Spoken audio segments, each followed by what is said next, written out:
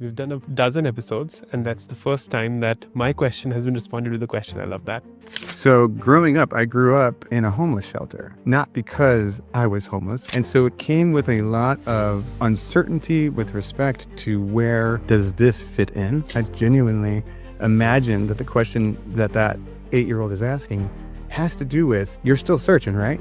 What are you searching for? There's mystery left across all our deepest questions, all the big unknowns. That realization makes it so that what I'm searching for, of course, is what we're all searching for.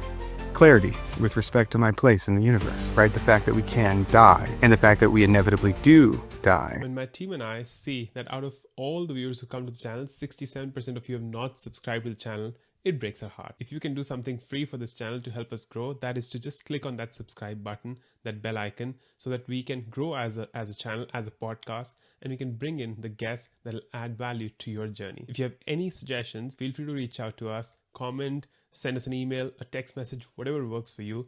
Tell us who you would want to have on the show, and we'll reach out to them. And then only thing you can do is click on the subscribe button and enjoy the episode.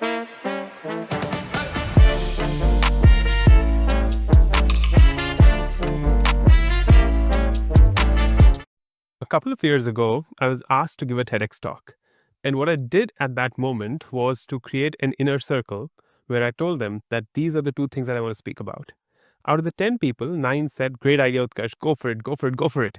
And then there was a human being there who is here with me today who said, "Utkarsh, I abstain from any conversation in this group." And he said that if you're going to present fear in a way that makes it unproductive, then I'm not going to be part of that conversation. And you're meant for bigger things. And that changed the trajectory of that TEDx talk. And today at the IgnitedNeurons podcast, we have Paul. Paul, how are you today? I am doing very well. Good morning, sir. Good evening to me. See, on my end, it's perfectly reasonable that I'm going to have this conversation over wine. Beautiful. I'm going to try that next time. Next time when I record, I'm going to have that glass of wine. Today I have water. I will judge you harshly for drinking wine this early in the morning, sir. See, for me, it's evening time. That's too early for wine. We're gonna have you on this side of the world, or I have to come to you when we get to. We'll call it conversations worth fueling. Love that. Love that. Love that. The first question, Paul, that we open our conversations with here in the podcast is if that 8-year-old Paul, that little boy, wherever he was growing up, I've never had that conversation with you, but if that 8-year-old Paul were to come to you right now, what kind of a conversation will emerge? It's funny because at first I thought you said 80-year-old, and then I heard it correctly as 8-year-old, and I obviously have pondered questions of this nature, but that made me think about both at the same time. And you know what? Before I answer that, let me ask you a quick question. Mm-hmm. So, when you think about the intention for why you decided to start this podcast, what's the intention you have so that I can contextualize my answer adjacent to that aspiration? We've done a dozen episodes, and that's the first time that my question has been responded with a question. I love that.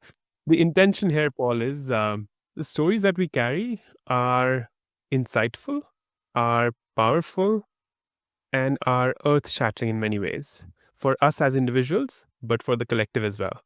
And so this podcast hopefully will become a medium where these stories will come out, and someone who's listening to this will say, "Oh, I relate to that." And then will do something that they might not have done if they would not have heard this conversation. Does that help? Paraphrase back. Mhm.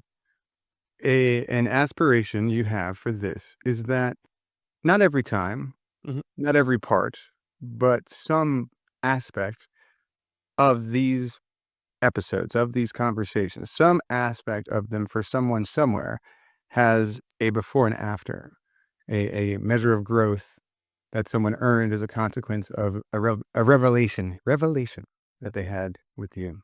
I love that. So let me answer it this way. One, this won't start out relatable, but I promise it will make sense. So growing up, I grew up in a homeless shelter. Not because I was homeless, but because my father ran one.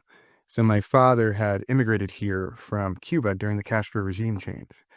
And what happened is that, 11-year-old kid comes up with his siblings, immediately goes straight to New York City, and at that time discovers that he loves baseball, gets really, really good at baseball, and then ultimately gets himself drafted by the Detroit Tigers. The first place they put you is their farm system. So my dad gets sent to this kind of middle of nowhere town called Clinton, Iowa. That's where dad met mom. And that's when you merge a Cuban with a Irish, German, American and find what I am, which is Cuban, Irish, German, American, but mostly none of it because I look a little Cuban, but you wouldn't necessarily guess. I don't speak Spanish because I grew up in Iowa. And so it came with a lot of uncertainty with respect to where does this fit in? And so my 8-year-old self, when I really think about it, it really roots back to, well, independent of the fact that when it comes to demographically fitting in to the environment I was born into, my family, in large part due to the relationship that my father and mother had, was rooted in really deep values. See, once my dad met my mother, my father fell in love. However, he wasn't allowed to continue dating my mom unless he went to church because my mother's father, my grandfather, required it. And sorry, no deal unless you go to church. And my father goes to church for the first time. He had not been exposed to religion up until that point. And when that happens, baseball seems like a hobby. This community here, this service to something greater than myself in the service of our most in need, really trying to walk in Jesus's footsteps, right? Somebody who saw that message of people who are suffering deserve our help. And if we can bring a little fortune to those who find themselves lacking the the basics that give you the opportunity to start to think about what would it be like to give my life direction, right? You can't get there until survival has Mhm. been met. And we don't need to maintain the amount of suffering that we see all over the world. And since that time, my father has, started orphanages and homeless shelters, delivered medical supplies all over the world. He largely does it through Christianity and through his faith in Jesus. And personally speaking, I love the values that he has manifest as as a consequence of his beliefs. But I've always kind of seen it differently. Never quite could fit into any given, like, I love the teachings. I love the principled ways that your conviction in faith, it can produce like these magical aspects of humanity. But the unfortunate part is that it does come with a rigidity that makes it hard to move. So when I was 8, and I know this is a long answer, I was a little lost, but it kept me really uncertain. It kept me really open. It kept me constantly trying to test out different ways of being, different ways of interacting, testing out how to join this group, how to join that group, how to relate with this person, no matter the age. And that makes it so that I would go back and I genuinely imagine that the question that that 8-year-old is asking has to do with, you're still searching, right? You're still looking, right? Don't think you know it all. Don't think you get it all figured out. You have so many questions. And that is probably the one non-negotiable value that I keep with me at all times. I'm very committed to the virtue of uncertainty, the fact that I can't truly predict the future, and I can only take what I've learned so far as how I navigate anything at all. So just that kind of thing. Sorry, long-winded, but took you on a little journey. Nah, thank you. Thank you. What a powerful conversation. And there's so many things that are emerging for me from this. And I'm someone, I recommend this to the listeners that they should actually have a notepad where they scribble things that make sense to them, because they might not be Cuban, they might not be Irish, they might not be German, they might not be American, but they might be someone who is grappling with uncertainty, who is grappling with searching for whatever they're searching for.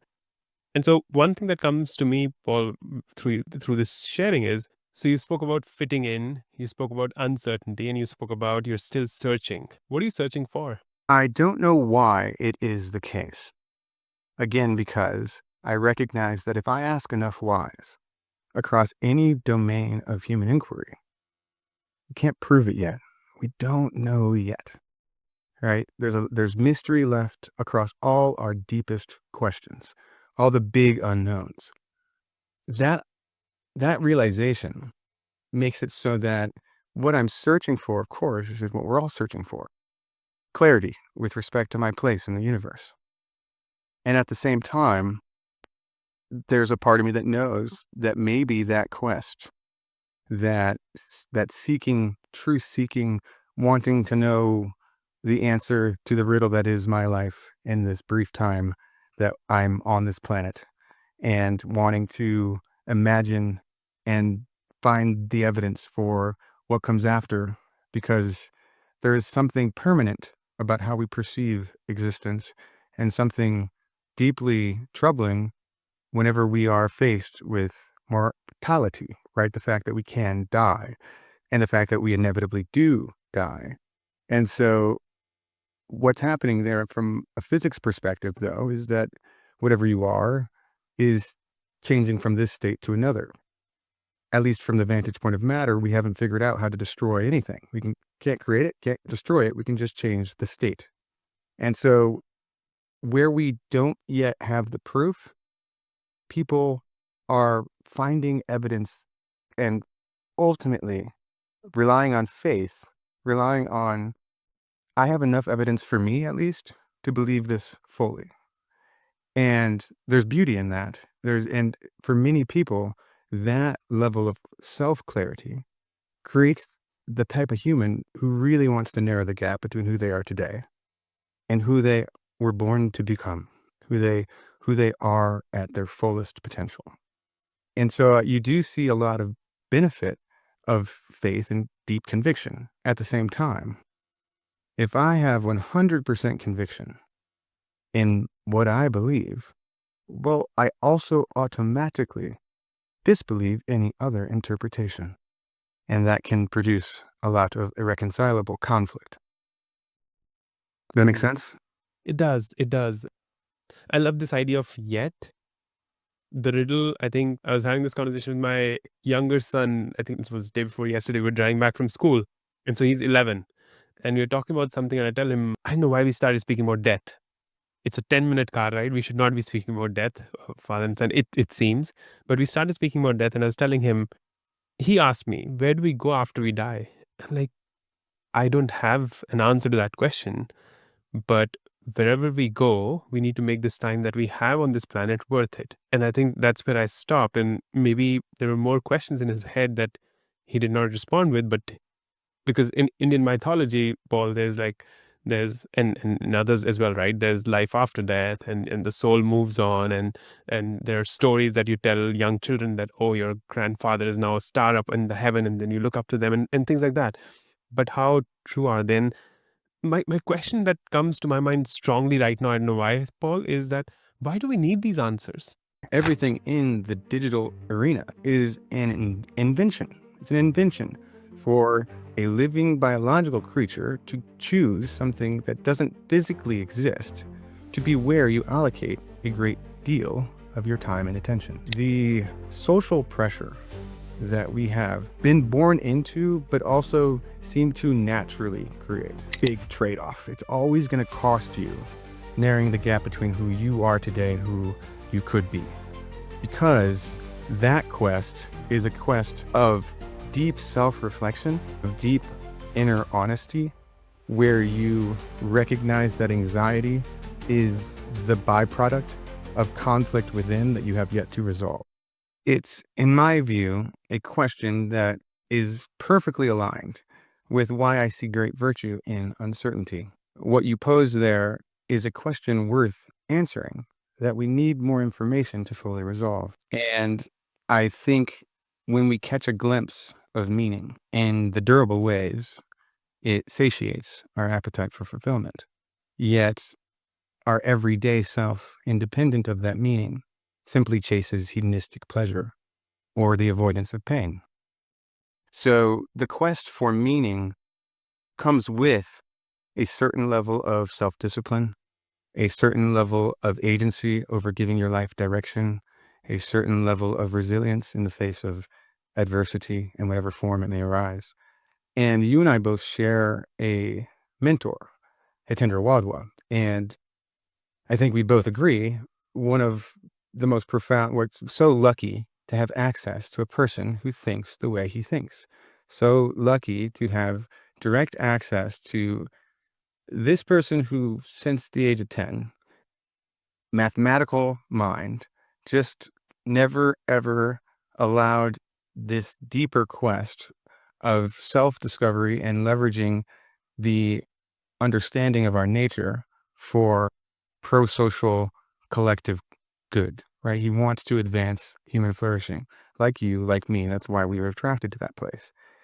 But when you drill down into his deepest conviction, right, he has a very clarified belief in the Self-Realization Fellowship. And it's a very beautiful, beautiful tradition that has the all of the traditions baked into it, all of the principles baked into it, the nuance looking across different prophets throughout history, integrating their message into something cohesive, something something uniformly valuable. If you follow it, if you like uniformly valuable, meaning if you do all of the things that in principle it would lead you to conclude is a values anchored path in alignment with this belief system, you will produce a very, very very good version of a human being, most likely, because it doesn't come with very much judgment. It doesn't come with very much need you to think like me in order for me to be good to you. And at the same time, it invites you to explore your deepest faults with a great appreciation for humility and things like that. But at the end of the day, his belief system is not my belief system. That what got him there, what got him on that quest isn't my clarified version of meaning. I don't know what heaven or hell look like, whether they exist at all, whether it's much grander than we are even imagining. Like, I don't know. Maybe we're in somebody's pocket, right? Men in Black might be right. Agree with that. I agree with that. Uh, There's a Buddhist teacher. There was Thich Nhat Hanh, and he used to say, right, am I the butterfly who I am meditating on, or is the butterfly meditating on me? And that's a conflict that we can always have. But I love to play the devil's advocate here, Paul, and I have great love and respect for Hitendra, and you and I both know that. But for our listeners who are in their 30s, right? So the group that we see through the stats on YouTube is that they're in their 30s up to 45, and they're trying to build a life. And this life on the outside does not care about you answering this bigger question, does not really care about fitting in. I see so many coaches, and I have a large demographic, Paul, that's Indian in the Bay Area. And so they're going through all that is happening in the US right now, which is making them question their life's choices. Why did we come to the US? What's happening here? What's happening there? And all that's going on. But to that common person who's trying to just build a life where, yes, avoidance of pain, yes, find that happiness, why should these bigger questions matter? And how do they find the sweet spot? Maybe let's try and solve for that today, Paul. How do they find the sweet spot between what that higher meaning is versus what survival on a daily basis looks like? I don't know why we have this gift. The way that my grandfather, so my mother's father, was a professor of music appreciation at the local college in my hometown, and is one of my deepest, most, there's a space in me for him always. It's a person who I feel like, independent of him having passed, I feel like I have permanent access to his wisdom as a consequence of his grace. He was so present and so generous, and I grew very attached to him at a very young age.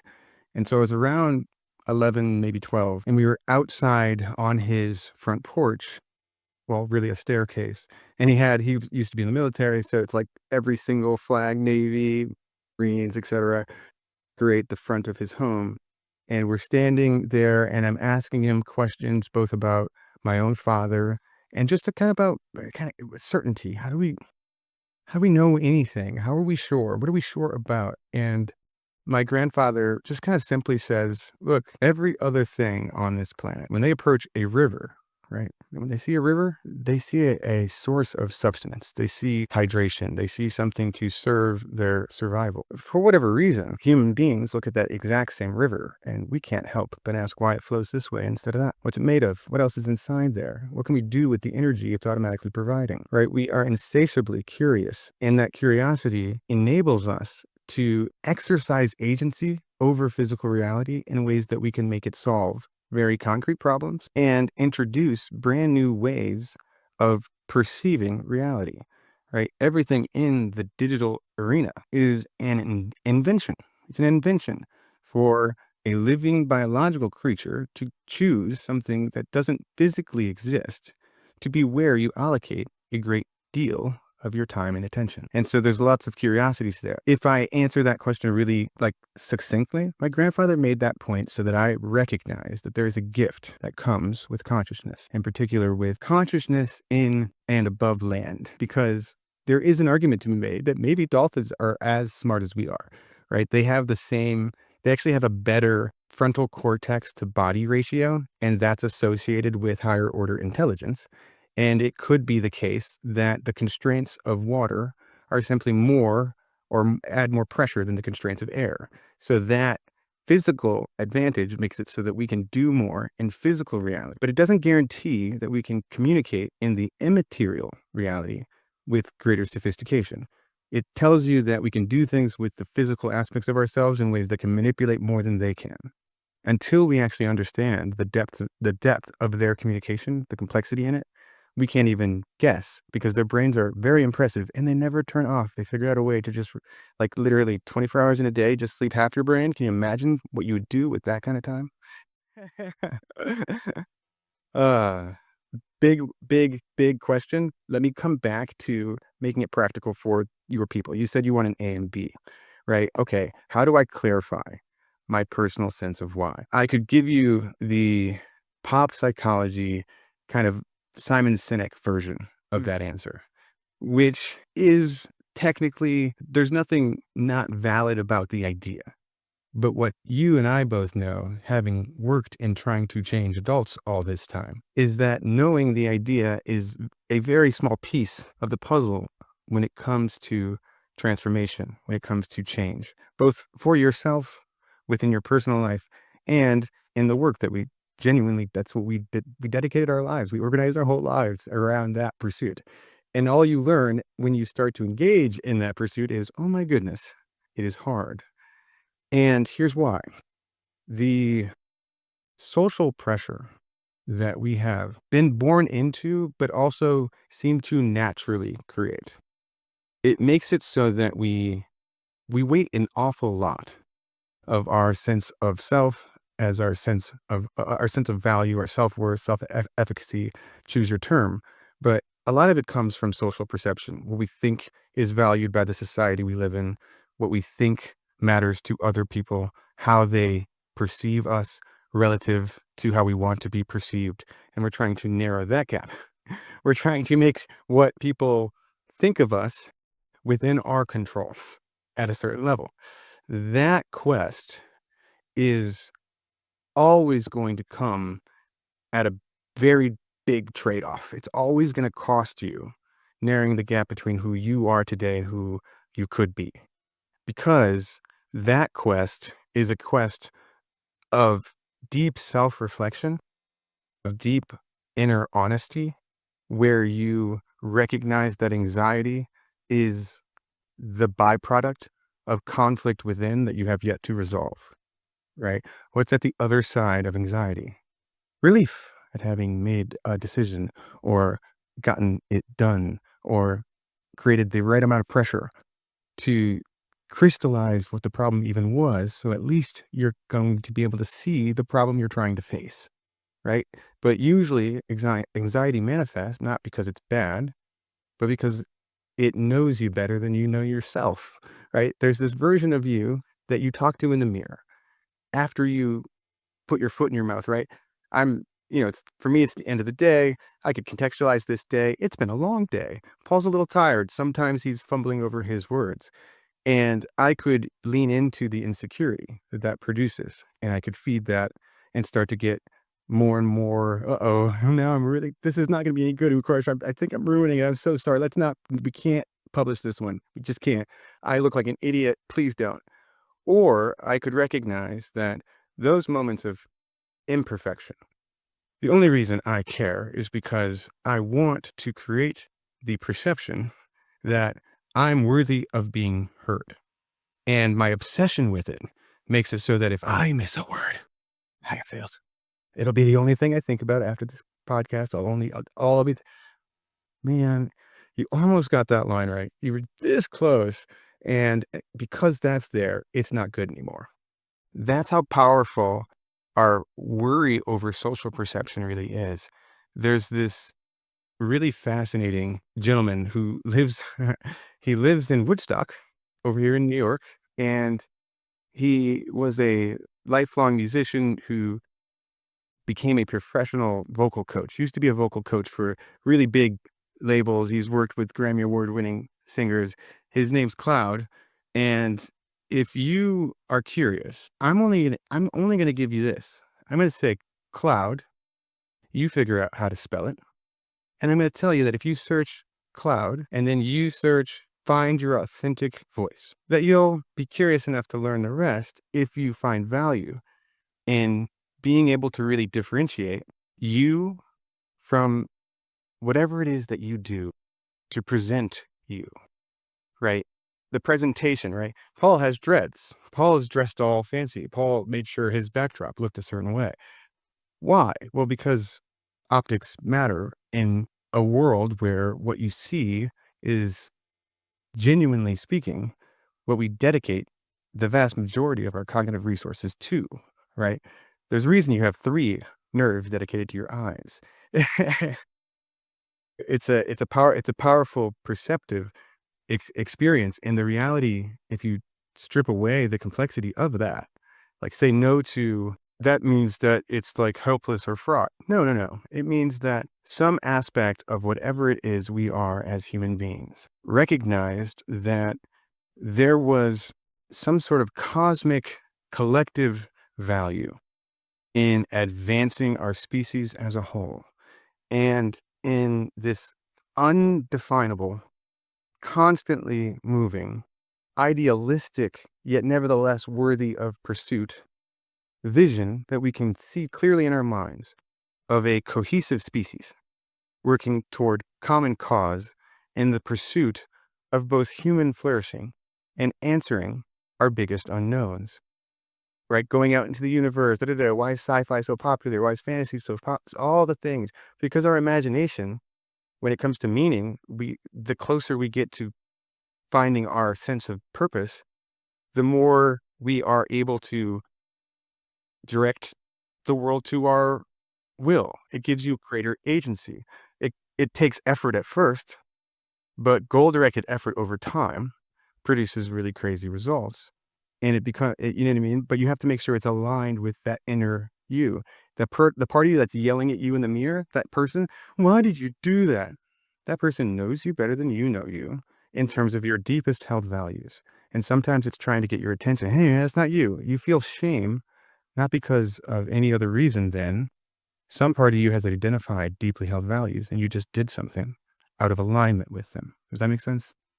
It all does. It all does because why? I tried to go as I was you were impressive because I was trying to make it impossible for you to disrupt, and you were definitely gonna wait till I asked you a question. "Hey, you can fight me, sir. I know hey, don't let me get away with that." You will not. You will not. See, I understand everything that you're saying because I've seen and we've worked together and we've operated at the meta level. But the challenge is, Paul, the world still does not operate at that meta level. So what you said just now, goal-directed effort in that long-term pursuit, we all understand that, but no one's going to do shit about this. We all know investing and compounding. We all know eating right things. We all know sleep is important. We all know everything. We all know this shit. No one does anything about it because Not no one. okay, a very high percentage in that curve, a very high percentage are right in the middle who are just slogging through life. And so what I'm trying for us to do today, Paul, is that if people invest the next 40, they've listened to both of us for 30 minutes, they're feeling like, where the hell are these guys going? That's what I'm hoping. And Yeah. they're seeing us diverge into beautiful things. Mm-hmm. If we were to right now tell them that if you stick around for the next half an hour, 45 minutes, whatever that time might be, what do you want them to walk away with? One thing, Paul. There is a stark difference in what a single human being can achieve when we operate with a clarified sense of purpose. At the same time, Hitler had purpose. If you want to clarify your sense of purpose, the first step is ignore everybody else. You already are enough. You've always been enough. You don't need to become all consumed with your legacy. What the hell is happening here? I go on Instagram. I cannot ignore everybody else. So how do you tell me to ignore everyone else, Paul? I want you to walk away with a clear A-B as it relates to giving your life direction in a values-aligned way. Love that. Love that. So that single statement is going to be our purpose for the next whatever time we speak to each other. But I am going to make you wait, because if you care about what the evidence shows us when it comes to our deepest learning, what it shows you is that what matters most is always something that's going to require patience. Instant gratification is not rewarding. That's why we can say all the buzzworthy things. We know the end state, right? Just pay attention to what you like doing and move toward that. Just ask yourself what you care about, and it's going to be all the things that you identify as the things you most care about. Well, that's what you should be directing your life toward. Well, that you care about a great many things in the attention economy. There's so many things worthy of caring about, so many different complexities across every dimension of that. So that's not helpful. What's helpful is to pay attention to the fact that you actually don't need to do any research. You don't need academia's help to quickly recognize that there is a stark difference in what a single human being can achieve when we operate with a clarified sense of purpose. It doesn't matter when it happens, but somebody operating with clarified purpose, anything that comes their way, all of a sudden just an obstacle to get around or beyond or punch through, right? Your fight is non-negotiable. Your motivation is self-replenishing, right? And you naturally complement whatever is most essential to manifest your sense of purpose. You naturally start to do all the peripheral things that help you even further nurture that deepest sense of meaning, whether we're talking about Michael Jordan or any other any excellent person, anybody who got excellent, not I can dabble in a bunch of things and I'm kind of good, but I decided to dedicate a significant portion of my energy, time, and attention.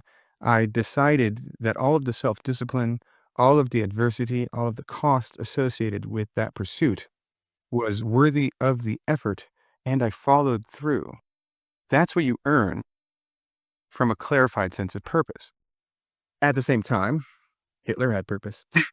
And so it's not necessarily going to lead you to a values-driven life, but it's certainly going to give you all of the things that give you that deepest sense of fulfillment.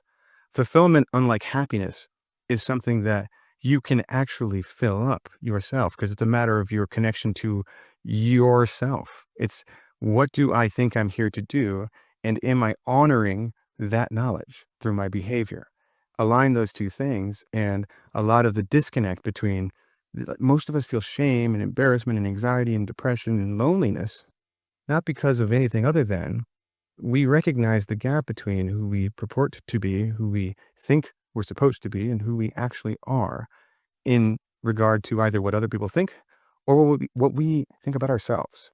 And so we create all sorts of illusions around our lives. If you want to clarify your sense of purpose, the first step is ignore everybody else until you've actually spent some time really trying to acquaint who you are in relation to your own perspective. How do you think about you?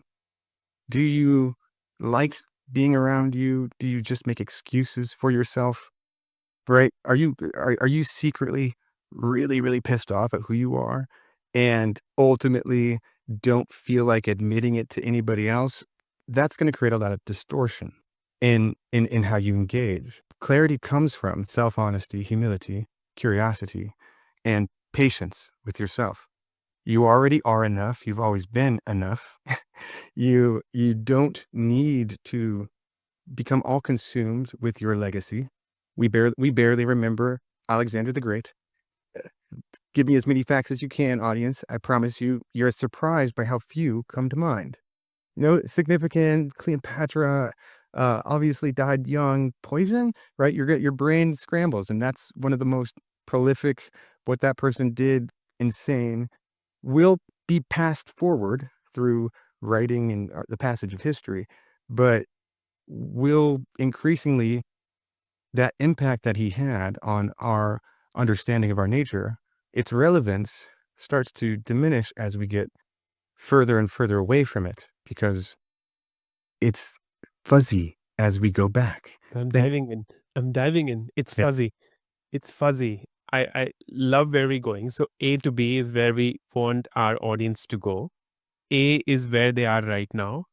E is where they want to be, which is more purpose driven, which is more values driven, which is where you feel you're enough. Now, the first thing that you said there was that ignore everybody else. People are going to be stuck at that, Paul, because how do I ignore people? Okay, let's do a thought experiment. Me coming to you in this conversation, I'm going to be that normal distribution curve, right? I'm going to say, Paul, I go on LinkedIn. Fuck, everyone's publishing their books. Everyone's traveling the world. Uh, One of my friends, who you also know, I'm going to interview him next week. He's just yes. published a new book. What the hell is happening here? I go on Instagram, but everyone's on a vacation.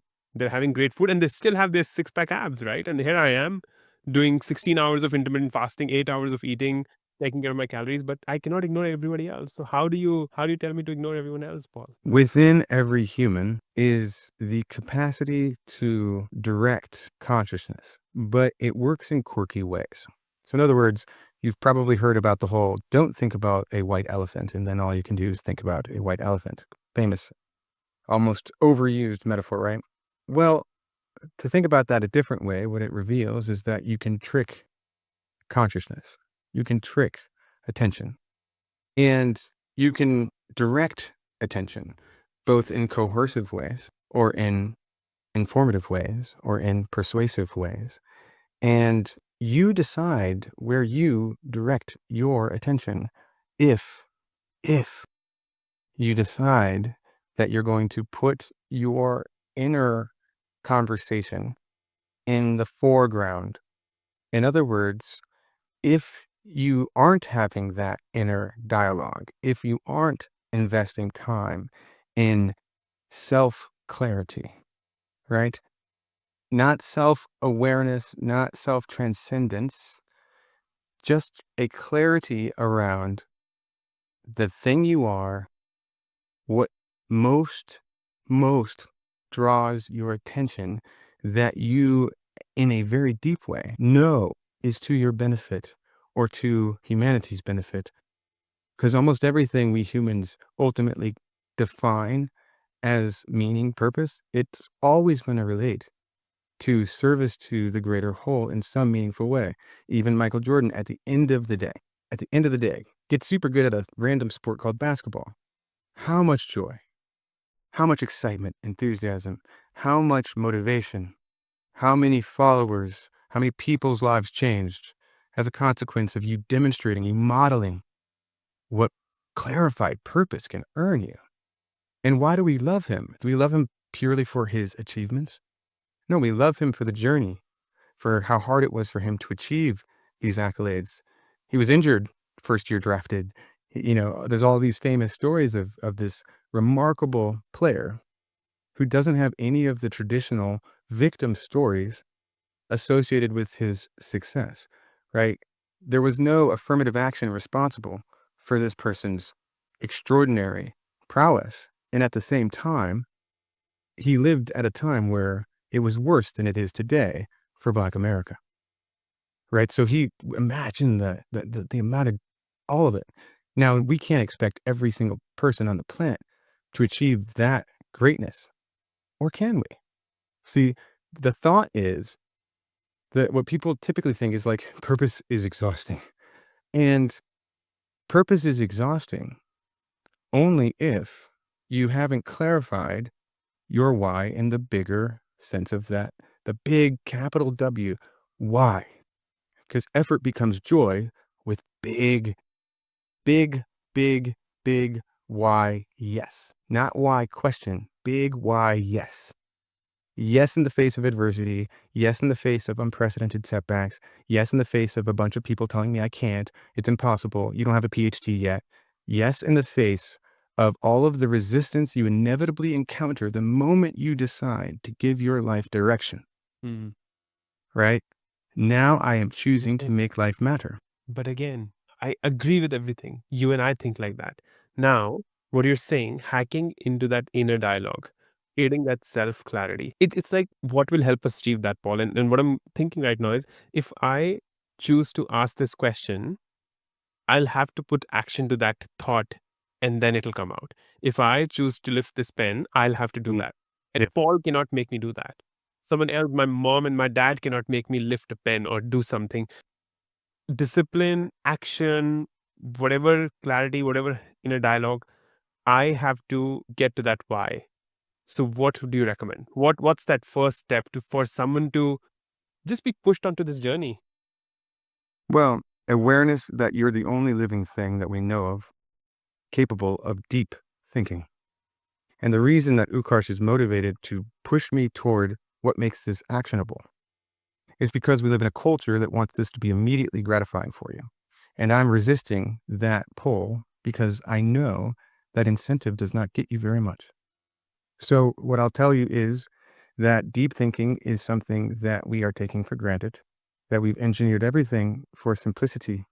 And that engineering design at global scale and in the attention economy, what it's producing is people who can no longer reach for the depth and who are succumbing to addiction across every category. And we're seeing unprecedented levels of all of the most debilitating aspects of self-destructive psychology. And that's not happening by accident. That's happening because we think that it's not valuable if it's taking time. If I'm taking you to a cerebral place, I'm taking your mind on a quest that doesn't give you all the answers. Well, that's the only way to get someone to sit through a long movie. Give them something to want, not be sure if the protagonist will get it. Make it hard to achieve along the way. But as long as at the end of the day, our protagonist did find something of value, it was worth your time. We're story-driven creatures, but we want to skip straight to the end. Give people the results right away. This is what you do. Here's the thing. The simplistic, reductive stuff, another way to think about intelligence and expertise. Expertise, in a way, is applying goal-directed effort over time in a specific direction such that something hard for you at first becomes easy for you over time. It becomes simple to you. Expertise. In the digital arena, in modern society, everything is designed around make it simple right away. Give you the answer. Don't even worry about showing the work. Only getting easier with AI. So that's why I'm not addressing it yet. Mm. I'm dancing around a quandary that the only way to actually uncover it for yourself is to dance around with your consciousness. Why do you read certain books? Why do you even care about reading different books, Utkarsh?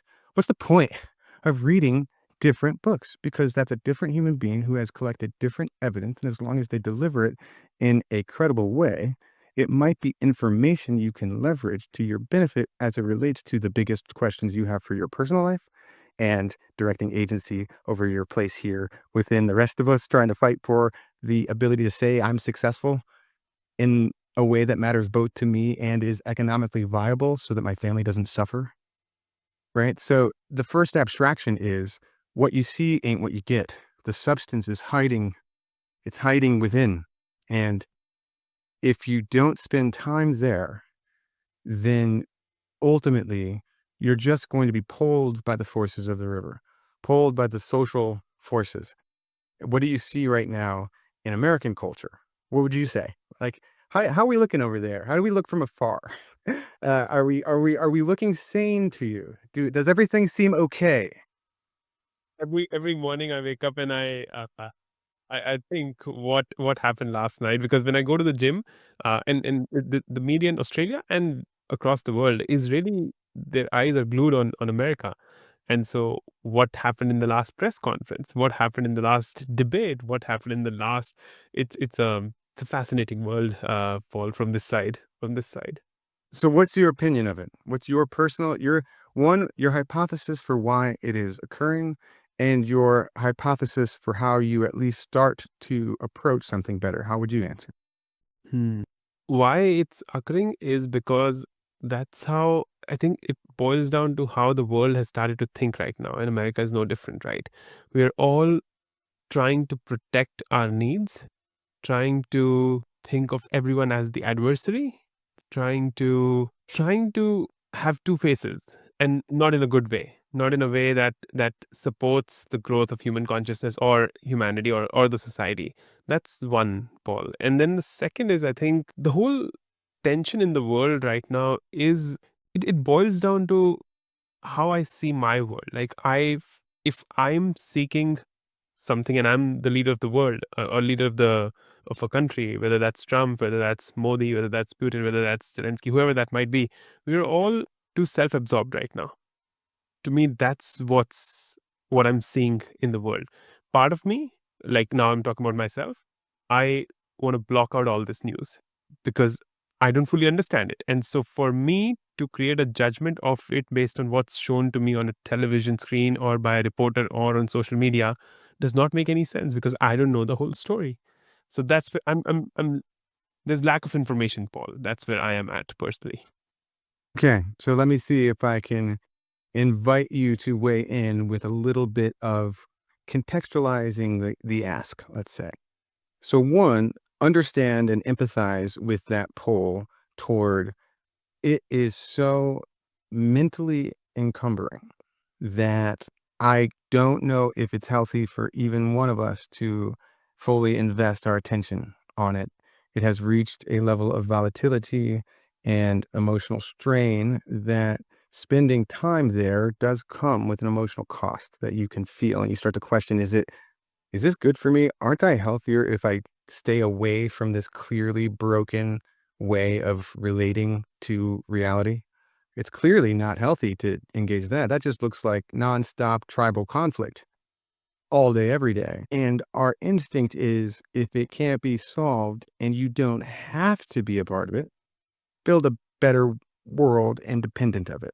Right? Take agency over the fact that the world is large enough to have more than one reality baked within it. Choose one that appreciates and has more gratitude and is able to extract itself from the context it happened to be born into.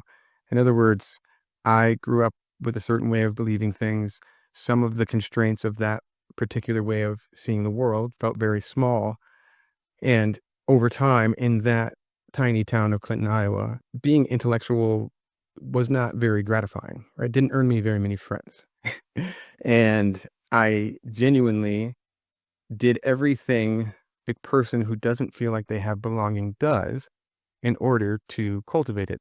I lied, I fabricated the value of my life, I projected more success even at a young age than I had, and would make it seem like I worked harder than I did. I basically wanted validation for my existence, and unfortunately, the things that I was drawn to weren't really rewarded in the environment I was in.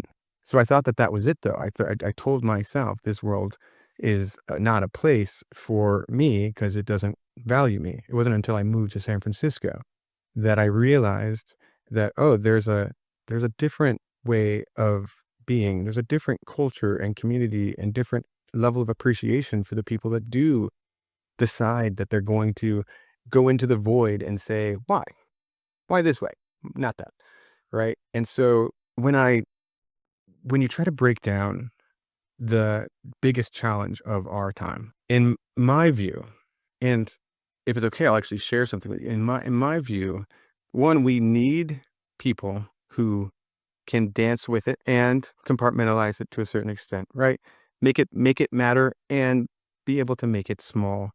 And we certainly need as many values anchored, nuanced people to engage as possible, because the vast majority of our attention has migrated into the digital arena. So the battlefield for our collective consciousness is there, right? And the people who are the best at winning the attention economy have essentially, they've weaponized our animalistic tribal tendencies. It is really easy to trigger a human being if I get you to think about your social identity being at threat. Why? Why is that? Why can social identity provoke threat in our context? Because we're so attached to it. It seems that's the perception that we're living with. Our perception is that our social identity is the reality that we're living in. This conversation, Paul, that you and I started with, where you build that awareness, where you take this slow, and I want to do a disclaimer that in no way I disagree with Paul. Well, I hope you do. No, in terms of taking this slow, in terms of building something that's worth building, you have to go slow. Otherwise, it'll go into pieces like anything. And so this conversation around clarity, this conversation around hacking that inner dialogue, this conversation around hard becomes easy when you put yourself onto it multiple days, weeks, months, and years, and burn that midnight. Right? I agree with all of that. So that's what I feel like, Paul, that this social identity has become so important that it seems that that's the world that we're all living in. And it does not matter what my real identity is. Social identity, defined in terms of reductive demographics, has been weaponized in a way that makes our behavior at a national and global level much easier to predict for anybody who recognizes that that's not a very good or useful way to encapsulate the essence of any given human being.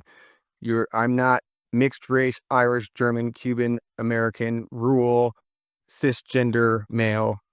I am a great wealth of different living things working in harmony to keep a vehicle alive long enough to make a difference in whatever way this particular vehicle was invented, was created. It exists beyond my conscious understanding, but it seems to know what I am drawn to. And when I spend time going back and forth with it, it doesn't reward me in materialistic ways. It rewards me in biologically nurturing ways, in peace of mind ways. It rewards me because it both acknowledges that there is value in the materialistic world and using it in ways that serve certain functions or makes lives better, etc. But there's another quest that is going to be a much greater predictor with respect to how you feel in your own life. and so let me, if I may, I'm going to, it's possible that I can share my screen, right? Absolutely. There's Okay. a share button. Okay. So I'm not going to let your audience down with respect to giving them some clarity with respect to what I promised. It's been widely thought that we have something like a crisis of meaning, especially in the developed world at this point. No one knows what everyone else is seeing on some level. And we spend so much time thinking about and reacting to the digital lives we and others have created that there has been this shattering effect of culture. The greatest question that we face individually and as a society is what to do next. Squawk Deere is pulling back from DEI measures. Technology companies made big cuts to those DEI programs. Lowe's is the latest company to roll back DEI effort. There are only 5 black CEOs running Fortune 500 companies. In a video, Nike said, "Don't pretend there's not a problem in America." Critics point out that all of Nike's executives are white. DEI is just a rebranded version of hating white people. DEI, in this case, stands for divisive, erroneous, and insidious. DEI, which stands for didn't earn it. Discrimination, exclusion, and indoctrination. Most companies have DEI scores, and most companies have all these different requirements, and they're openly allowed to discriminate against especially heterosexual white men. I may know one or two things about that. The future is going to be won by companies that choose neutrality on divisive political and social issues. Our values of liberty and justice for all, our values of equality, should take us there because we want to create a world that works for all. Someone must tell the usual suspects on the far left that the saying is, when you're in a hole, stop digging. So we're talking about what many people think of as quote-unquote crazy wokeness. And I don't think it's crazy. I'm not into calling people names, but it's this thing that's confusing a lot of people, including black people. And I think that we need to question some of its basic underpinnings. The truth about DEI is that although it's well-intentioned, it's mostly garbage, okay? It's kind of like the Black Little Mermaid. Just because racists hate it doesn't mean it's good. And you know I'm right, because every one of you has sat through one of those diversity training sessions and thought, this is some bullshit. The thing to recognize is that we live in perpetual choice between conversation and violence. Those are really the two alternatives. When we have to get people in line, when people have to cooperate, well then we've got persuasion or coercion. Either we're going to get everyone on the same page through the noises we make with our mouths, or we're going to fight a war and kill people in the service of goals that we find non-negotiable. We're finding it harder and harder to have a conversation that converges on a shared set of facts. And that makes violence of all sorts and at several different scales more and more likely. I don't think the story of all of our mayhem and unnecessary suffering has much to do with bad people doing bad things. I think for the most part it's good people, or at least normal people, under the influence of bad ideas. The consequence of all of that is that it really matters what you believe. It certainly matters what millions and billions of us believe in any given moment, because it's our beliefs that will dictate what we do next. This idea of purity and you're never compromised and you're always politically woke and all that stuff, you should get over that quickly. Do get a sense sometimes now among certain young people, and this is accelerated by social media, there is this sense sometimes of the way of me making change is to be as judgmental as possible about other people. And that's enough. I can sit back and feel pretty good about myself because, man, you see how woke I was? I called you out. That's not activism. That's not bringing about change. If all you're doing is casting stones, you're probably not going to get that far. That's easy to do. Senator Peters. Thank you, Mr. Chairman, and thank you to our witnesses. Fascinating discussion. I'd like to address an issue that I think is of profound importance to our democratic republic.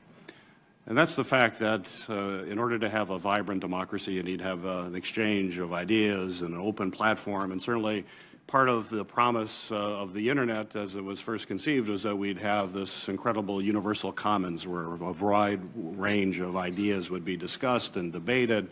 It would be robust. And yet it seems as if we're not getting that. We're actually getting more and more siloed. To what extent is this technology actually accelerating that? And is there a way out?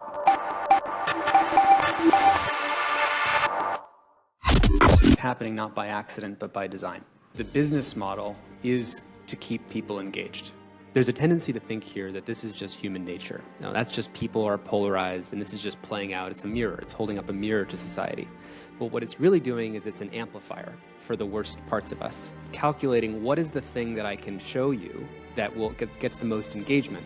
And it turns out that outrage, moral outrage, gets the most engagement. The polarization of our society is actually part of the business model. In the race for attention, companies have to get more of it by being more and more aggressive. I call it the race to the bottom of the brainstem. But the race for attention has to get more and more aggressive. And so it's not enough just to get your behavior and predict what will take your behavior. We have to predict how to keep you hooked in a different way. So it crawled deeper down the brainstem into our social validation. And in the race for attention, it's not enough just to get people addicted to attention. The race has to migrate to AI. Who can build a better predictive model of your behavior? You had a supercomputer pointed at your brain.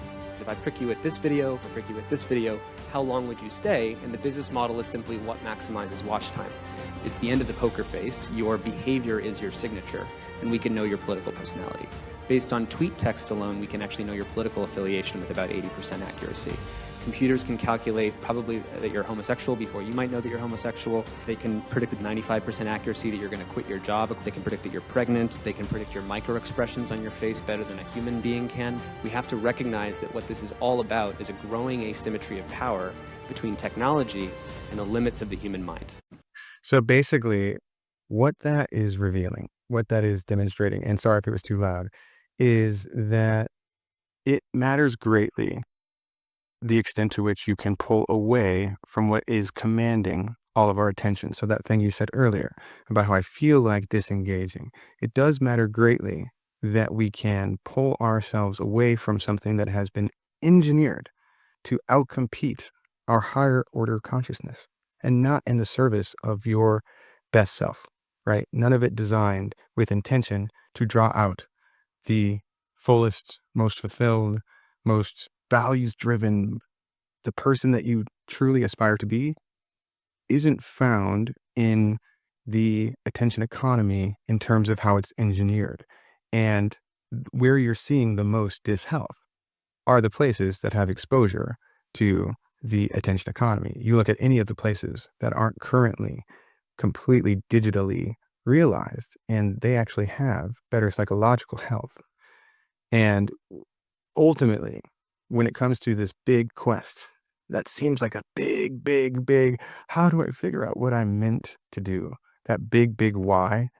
Well, the very first step is to recognize that the context that you were born into, each and every one of us, none of us are capable due to our biological constraints. None of us are above it. We're all susceptible to it. And in that context, step one is make sure that you can create space for you in relation to yourself, because that's where the journey must always begin. It doesn't come, everything else is feedback to get closer to it, but clarifying it comes from that inner conversation as you navigate this world. But right now, instant gratification, what's giving you a dopamine hit, what's going to most likely predict that you clicked on the thing or that you hovered over for slightly longer, right? It's mostly engineered to bypass free will. Why does Netflix have automatic playing, right? 3, 2, 1, because before you've actually decided, do you want to watch another episode, the next one has begun. It's removing our agency and not in the service of our health. I'm thinking through everything that we have spoken about, Paul, and where we are ending right now. I think we'll need a part 2, that's for sure. That's always the hope. If it's worthy of part 2, Yeah. then you did something that is beginning to seed a conversation worthy of fueling, right? Nothing worthwhile ever happened in a day. Well, maybe an asteroid hit. Maybe that's what's going to stop this attention economy that we are all absorbed by, because the devil advocate in me still, I hate Netflix, not the cup, but just as a product, because it is competing against sleep. I tell my children that if you cannot put away your iPad, you'll never get healthy. You'll never have a brain that functions in the way a normal human being should function. You will always be addicted to more and more. They at times, Paul, start to rewatch certain things that they've watched 2-3 years ago. And I keep asking them, what is the joy that's coming to you in this moment? But that's a conversation for another day. But I think where I'm kind of... I would let this go on forever. I haven't heard enough of you today. Yeah. Next time I get you to speak for a little bit longer. This time I hogged the microphone. No, this is not about me. This is about us raising the collective consciousness of the people that watch this. Here, I think the end note that I'm going to put to our conversation is that I think what Paul and I are really deliberating and talking about, and Paul, I've spoken about this in various forums, including social media, because that's where people hopefully listen to things that matter as well, is that you have to create space for yourself. You have to learn to hack that inner dialogue. And there's no rocket science to it.